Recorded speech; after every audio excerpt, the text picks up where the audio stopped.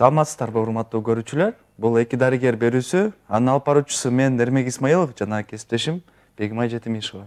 Саламатсыздарбы. Бүгүнкү биздин программабыздын коногу Нарколова Гульнара, дарыгери эндокринолог. Саламатсыздарбы. Саламатсыздарбы, кесиптештер. Чакырганыңарга абдан кубанычтуумун. Кош келипсиз. Бүгүн ошол эндокринология тармагындагы эң актуалдуу болгон Кыргызстан мамлекетинде зоб тууралуу сиз менен сүйлөшөлү деп чечкенбиз. Суроолорубузду берип баштасак. Эл арасында зоб деп коебуз бизе, орусча айтканда гипотиреоз деп коебуз. Ошол жөнүндө бул эмне деген суроодон баштайлы анда эмесе. Рахмат сурооңорго. Гипотиреоз деген бул ошо калкан бездин өзүнүн көлөмүнөн кичинерип жана ошо гормондун азайып кетиши болуп саналат. Анан гипотиреоз көбүнчө аялдарда кездешет. 40тан кийин гипотиреоз менен ооругандар көбүнчө жүрөгү оорулуу аялдар болуп эсептелет, салмагы көп болуп саналат. Анан кийин бул оору биз Кыргызстан деңиз деңгээлинен бийик жайгашкан үчүн биз эндемический зонага киребиз да, ошон үчүн бизде көп кездешет. Ошо себеби эмнеде? Бизде эмне үчүн эндемикалык зонабыз, эмненин эндемикалык зона болуп эсептелебиз биз? Биз Кыргызстан азыр эле айтып кетпедим беле, деңиз деңгээлинен бийик болгон үчүн бизде баягы мөңгүдөн сулар түшөт. Мөңгүдөн сулар түшүп, биздин ошо жер катмарыбыздагы йодту жууп кетет.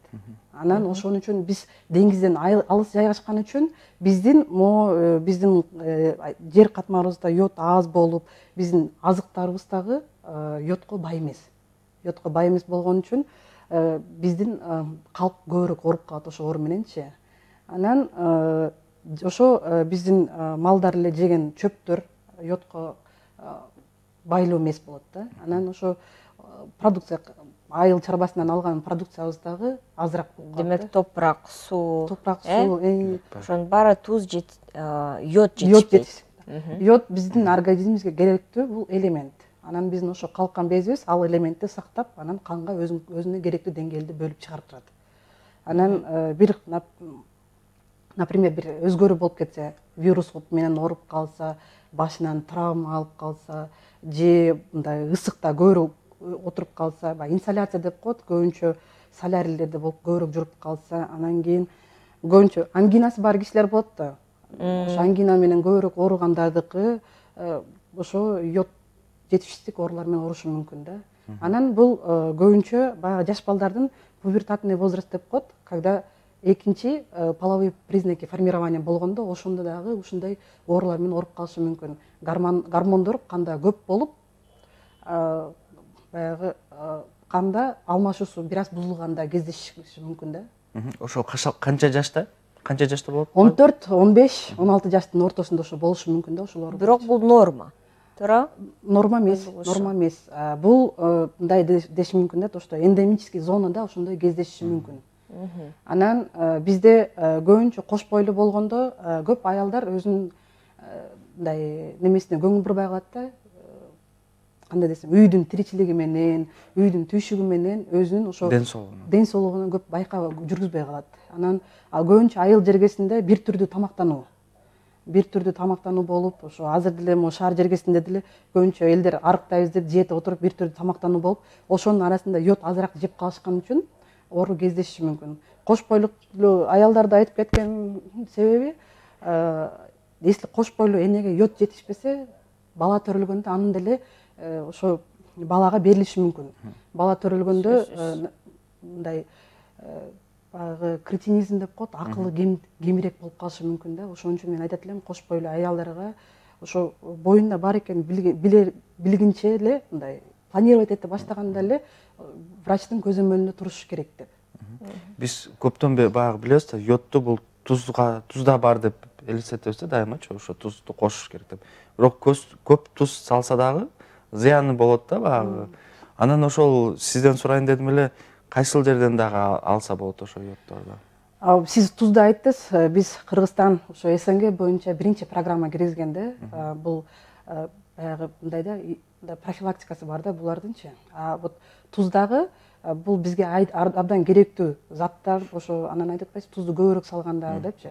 тузду салганда дагы йоттолгон тузду сатып алгандан кийин аны биринчи сакташ керекпиз. И тамакка салаардын астында 15-10 мүнөттүн астында салышыбыз керек да. Анан биз башында эле кууруганда эле аны салып, тузду салып, этибиз прям даамдуу болгонун жакшы көрөбүз го. Анан ошо тамак бышаардын астында салышыбыз керек. Демек йоддун баары учуп кетет. Учуп кетет. Тамак менен ошон үчүн ошого аракет кылышыбыз керек. Анан сиз дагы сурап бердиңиз, кайсыл неме кошумча тамактардан алсак болот депчи. Балык, балыктан алса болот, сүттөн алса болот, эттен алса болот. Анан кийин ошол эле жашылча жемиштерден, мөмөлөрдөн алса болот да. Биз ошо Кыргызстанда өскөн мөмөлөрүбүздөн эле. Анан көбүнчө элдер айтат жаңактан депчи. Жаңактан алса болот деп. Анан грецкий орех деп коет го, ошондон. Анан ошонун ортосундагы немесин алып алып, перегородкасын. Элдер варенье жасашат. Анын сыртынан жаш маалында бышелек маалында варенье жасап, бышелек маалында да ошону да алып жеп профилактика кылышат да. Бирок алар бизге жетиштүү эмес. Ошон үчүн йоттолгон тузду сатып алганда дагы биз аны сакташка аракет кылышыбыз керек да. Ошо пакетикте жата берет да аларчы. Анын срок годностьун да карашыбыз керек да. Срок годностьун карап, үйгө алып келгенден кийин аны нымдуу жерде сактабашыбыз керек. Анын бетин жаап турушубуз керек. Анан биз жакшы көрөбүз стеклянный банкаларга салыпчы.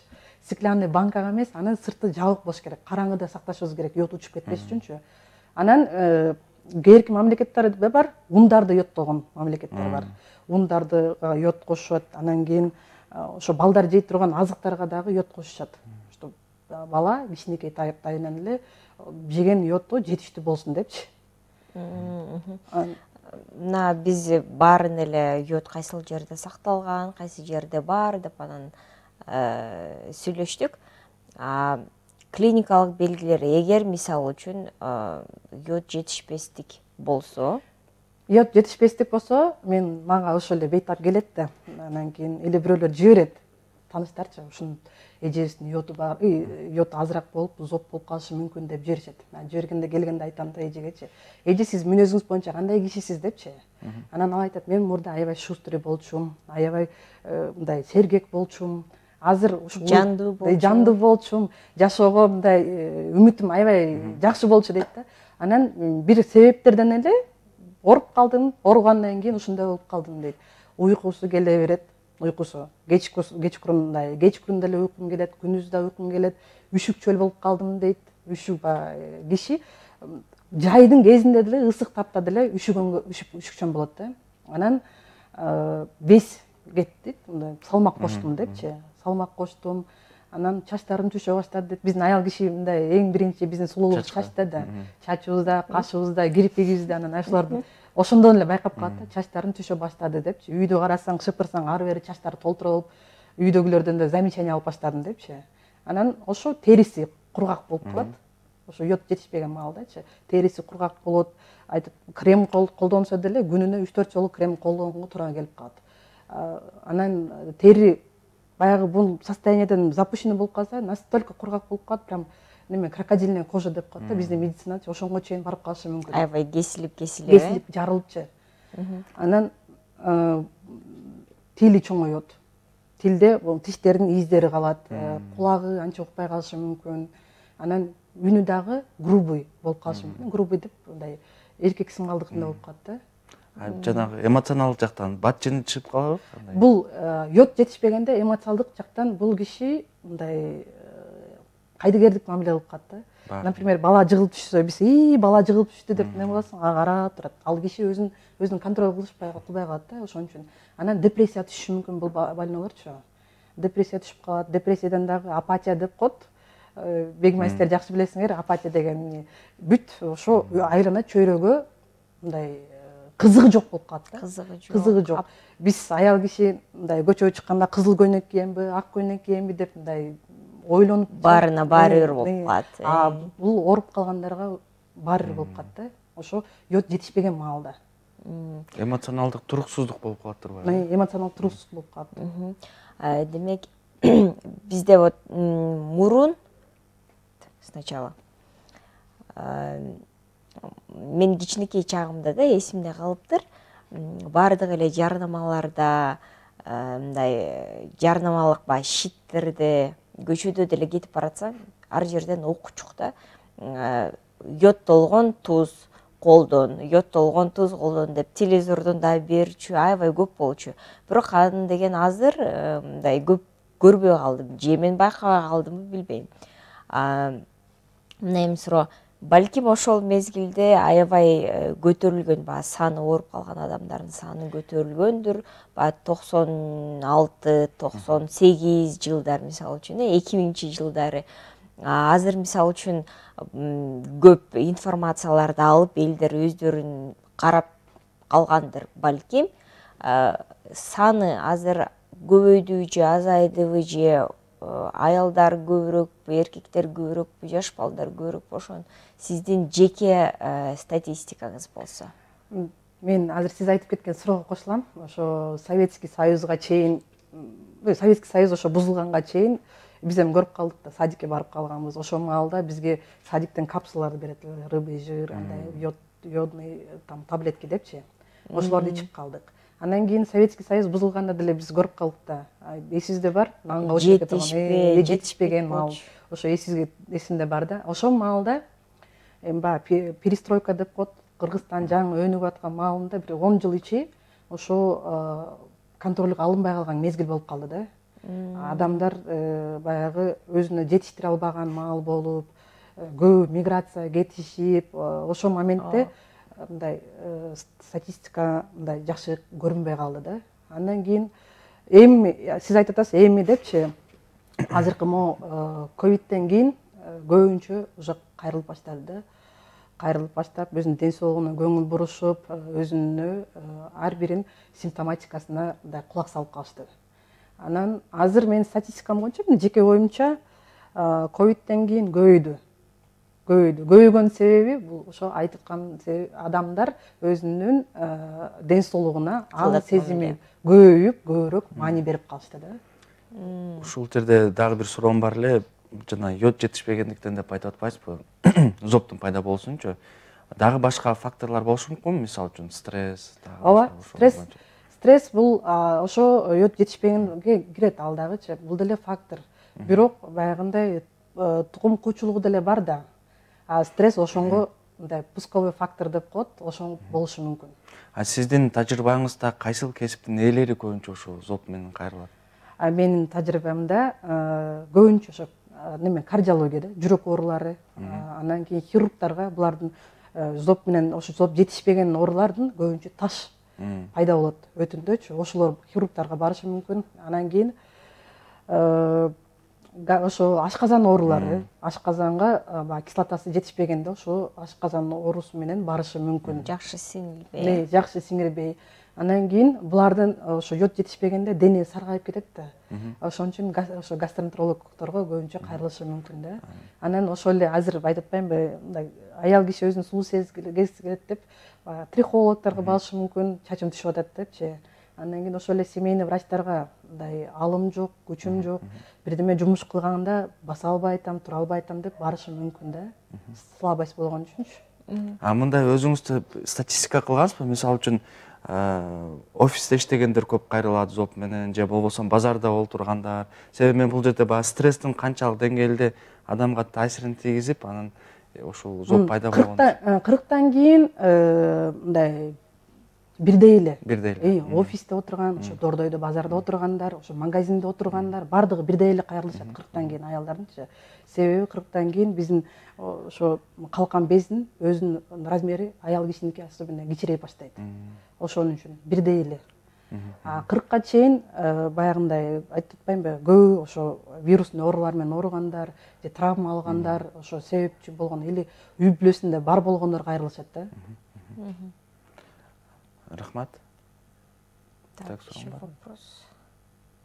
Так, жанагы клиникалык белгилер боюнча да, мындай бет жүзүндө дагы өзгөрүүлөр болобу? Мисалы үчүн баягы көзү чоңоюп кетет, же могул бези шишип кетет деген. Көзү чоңоюп кеткен, ал ошо калкан бездин немеси йоду ашып кеткен маалда.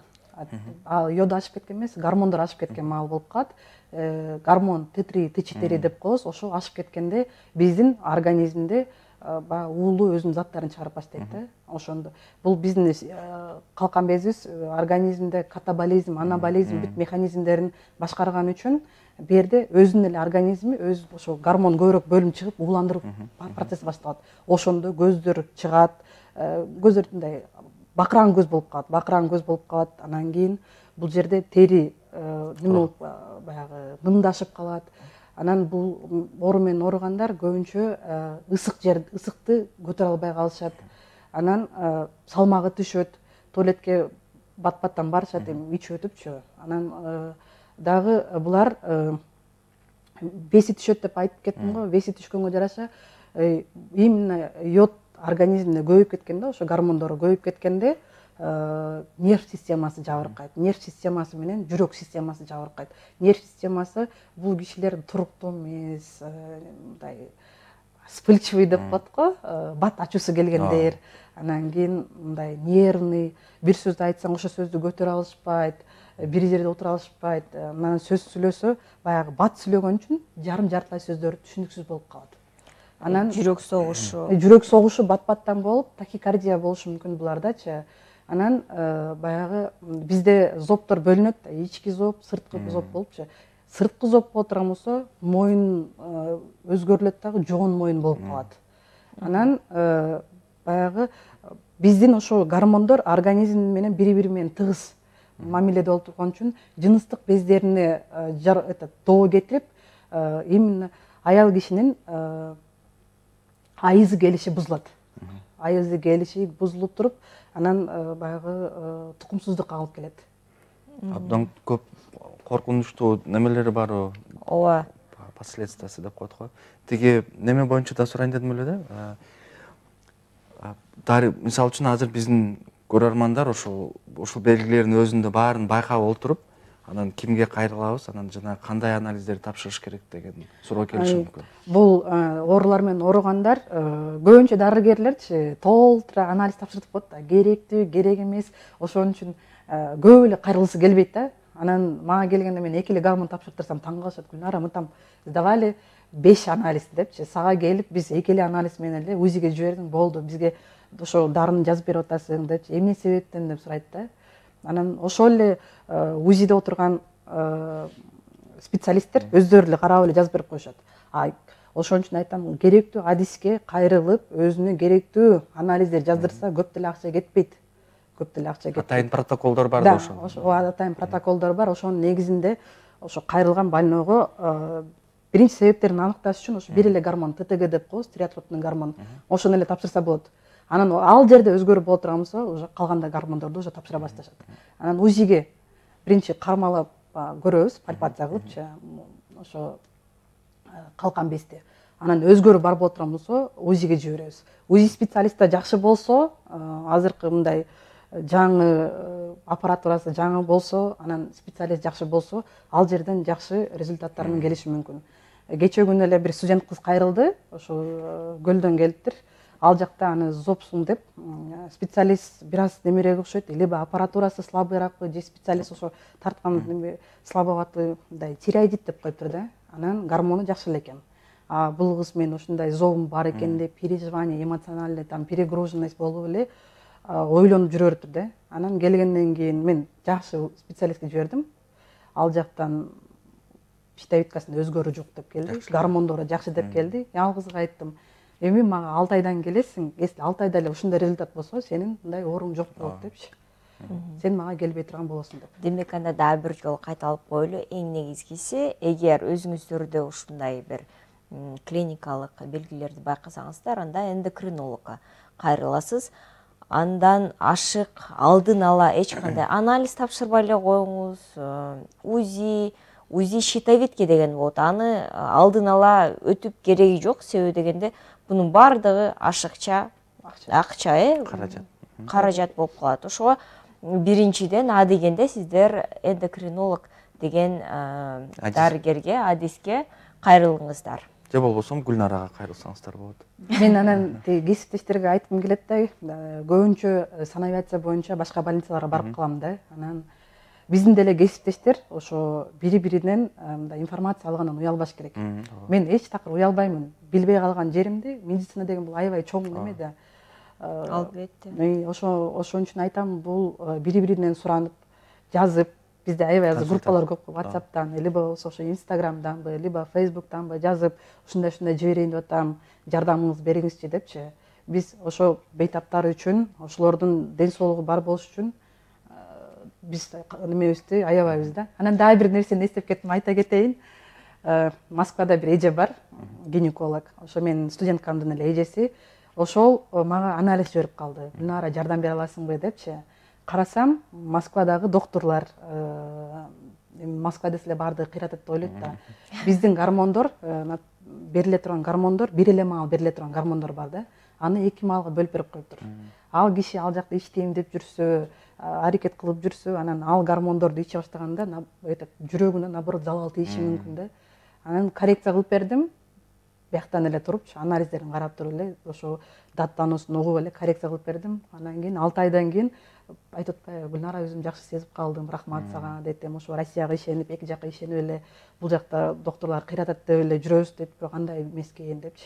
Онлайн кеңеш. Да, же биздин баягы мигрант болгон үчүнбү, алар ошо мигранттарга кайдыгер мамиле кылып коюшту. Кээде ошондой кездер кездешет да. Дарыланганы Кыргызстанга эле келиңиздер деп коюп. Өзүбүзгө отечественный деппи.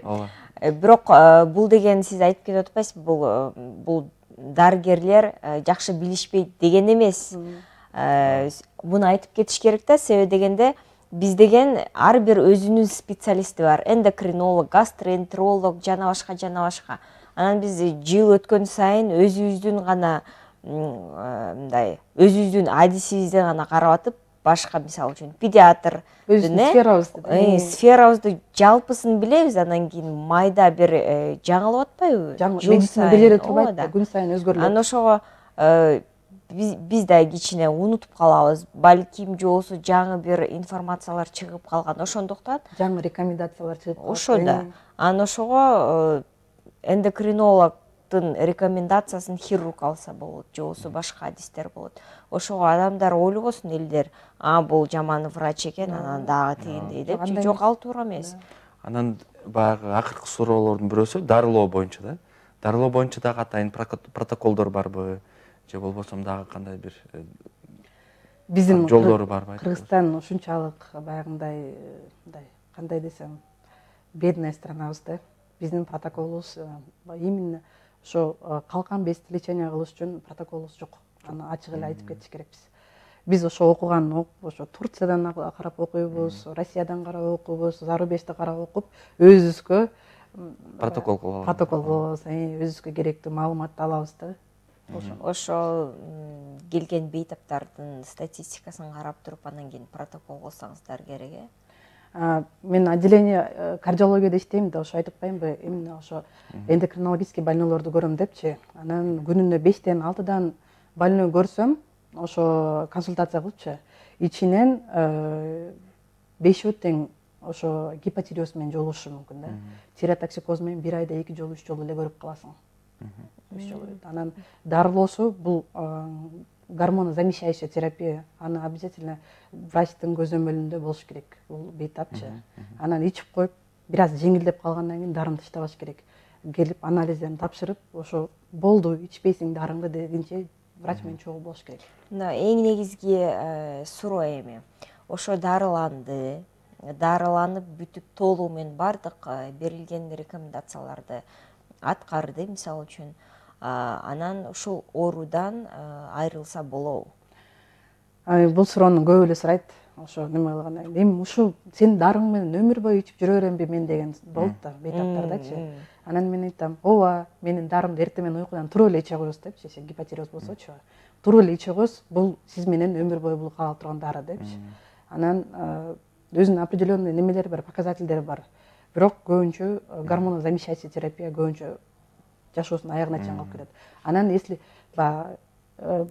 тиреотоксикоз болсо, когда Т3, Т4 көбүрөөк болуп калса, анда анын өзүнүн определенный немеси бар. Ал бир жыл 8 айга чейин эле лечение болот. Болду. Ошо менен болду. Если ал жактан уже мындай жеңил болбосо, хирургтарга жиберебиз. Алар ошо неме карап туруп, состояниясына карап туруп, мурда неме кылат эле, гемитиреоидектомия деп коет эле, жарымын эле алышчу. Азыркы ошо хирургтардын өздөрүнүн протоколу бар ошойт, бардыгын эле алып чыгат. Анан ошо гормоналдык замещающий терапияда алып кетишет да больнойлорчу. Ал деле ошо эндокринологдун көз өмүрүндө обязательно болуш керек да буларчы. Азыркы учурда мен билем, көптөгөн жарандар ошол зоп оорусу менен ооруганда дагы ошо дарыны алып үйрөнүп калам деп коркот дагы, мындай биологиялык активдүү кошумчаларды ичип баштайт. Анан сурайм да, эмне үчүн ичип атасың десем, бул ошо зопту дарылайт экен дейт. Ушул чындыкпы же калппы? Бул чындык эмес. Бул мындай эндокринологиялык оорулар көбүнчө ошо гормондор менен лечение алышат. Анан көбүнчө түштүктөн келет биздин немелерибизчи, бейтаптарыбыз. Анан жердештерибиз анан кийин айтат, бака койдум дейт. 10 күн бака койгондон кийин жок болуп калды дейт. Бака койду деген уктуңар беле? Ошонун айтат, жашыл баканы коюп, жашыл бакабыз саргайып кетти депчи. Анан ошондон кийин мындай жеңилдеп калдым депчи. Бирок бул психологиялык болушу мүмкүн. Мындайчы бирден мындай да бизге бири-бирибизге айткан информация, анан элдик дарыгерлик бизге жакшы кулагыбызга угулат. Чем ошо дарыларды ичип жүргөндөн көрөкчү. Жакшы, сырттан коюптур. Аны жегендер да бар турбайбы? Ооба, жегендер да бар. Анан мен студенттерге айтам, ошо йод сага жетишпейт деп, йодный капли алып келип эле сууга капать этип күнүгө ичкендер бар. Анан кийин именно ошо щитовидканын каерде располагация кылган жерине йодный сетка кылышат. Анан кийин ошо жаңак менен биздин адамдардын кылбаган немеси толтура да. Сүт боюнча да уккам да. Сүткө да капать этип йод менен депчи. Кээерки адамдар бар, йод совсем кереги жок. Анан жөндөн эле өзүңдү кыйнап, антип ичкенден көрөк бир барып көрүнүп коюп, анан ичкен жакшы да. Ушу бүтүрөр эле. Всё. Ооба, неме кыларсың? Рекомендация деп сурайын. Жок, профилактика. Давайте. Анда сөзүбүздүн аягында сизден сурайлы дегенбиз. Рекомендация кандай? Рекомендация бербексиз биздин элибизге? Кеңешиңизди. Башынан айтсам? Башынан. Башынан. Кеңешинен деп эле кыргызча. Анда сөздүн аягында сиздин кеңешиңиз биздин элибизге болгон? Эмне демекчимин, биринчи очередь ошо үйдө йодтолгон тузду колдонуп, анан биздин кичинекей балдар көбүнчө мектепке барганда байкалат да, булчу йод жетишсиздигичи. Бала баягы көңүлү чөгүп, көп нерсеге көңүл бурбай, сабагын жакшы окубаса эле биздикилер Кыргызстанда башташат сабапчы. Ошонун маалда алып барып, адиске көрсөтүп, ошо йодный терапияны баштаса балагачы, индивидуальныйчы. Анан ошо мөмө жемиштерди жеп, баягы биздин жашообуздагы ритмди бир аз өзгөртүп, туура уктоону үйрөнүп, биз көбүнчө туура укпай калдык. Акыркы жылдарычы туура уктоону үйрөнүп, телефонду бир аз алып, эс алып, свежий воздухка чыгып, бир саат күнүнө болсо да, бир саат болсо дагы ошо таза аба менен дем алганга үйрөнүшүбүз керек. Анан ошо йод деп, йодомарин или там йодофол деп, йодный препараттардын түрү көп да. Анан алып эле алып, аны самостоятельно иче бергенде болбойт да. Аны ошо адиске келип, кара консультация алып, анан ичсиле деп айтмак элем да. Чоң рахмат сизге, Гүлнара. Абдан мындай маанилүү маек болду деп ойлоймун. Дагы кийинки эфирлерде көрүшкөнчө саламатта калыңыз. Силерге рахмат, мени чакырган үчүн. Чоң рахмат силерге. Кийинки эфирлерде көрүшкөнчө саламатта калыңыздар. Саламатта калыңыздар.